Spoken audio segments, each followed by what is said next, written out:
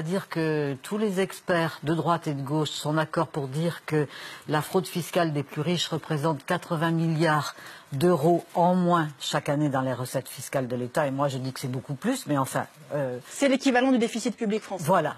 Et donc, si vous voulez, on se rend compte que cette fraude fiscale, c'est une arme, en réalité, une arme financière pour asservir le peuple. On nous raconte qu'il y a un déficit et que c'est le peuple qui doit le rembourser. Or, ce déficit, il est construit précisément par ceux qui détiennent tous les rênes du pouvoir jusqu'en haut de l'Élysée. Alors, qu'est-ce qu'on fait ?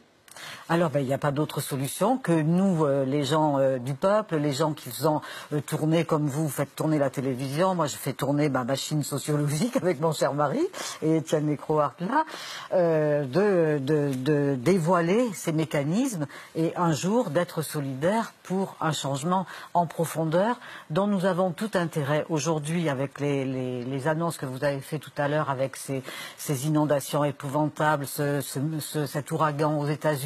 Enfin, on voit bien que le dérèglement climatique est là, et ce dérèglement climatique, c'est véritablement le système capitaliste, les capitalistes, ceux qui sont assoiffés, affamés, gourmandissimes d'argent, sont en train de détruire la planète et l'humanité. Parce que si vous voulez, nous ne sommes pas dans la dénonciation, nous sommes dans le dévoilement du fonctionnement d'une oligarchie hautement prédatrice.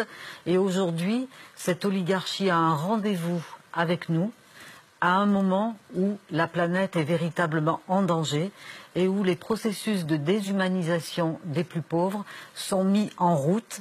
Et ce rendez-vous-là, les Français doivent comprendre qu'il est grave et que chacun doit être à la hauteur de ce rendez-vous pour préserver l'avenir des prochaines générations sur cette terre. Et en même temps, si vous voulez, il n'y a pas la liberté de penser n'est pas si grande que ça, dans la mesure où chaque jour, il y a une propagande qui est diffusée par un certain nombre de médias, puisque 9 milliardaires, les amis d'Emmanuel Macron, possèdent 90% des médias.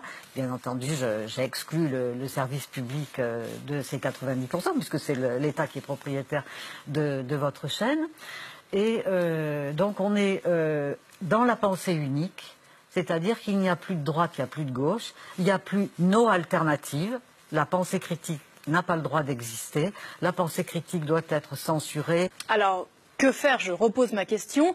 Vers qui se tourner? Est-ce que l'initiative viendra des citoyens? C'est un discours qu'on entend beaucoup en ce moment, mais est-ce que les citoyens ont les moyens? Est-ce qu'ils ont les penseurs qui peuvent les amener à faire quelque chose? Absolument. Il faut que, si vous voulez, que les Français qui travaillent, qui font fonctionner l'économie réelle et qui n'ont pas de l'argent pour spéculer, parce que les 3/4 de l'argent des riches servent à la spéculation, à créer des bulles financières.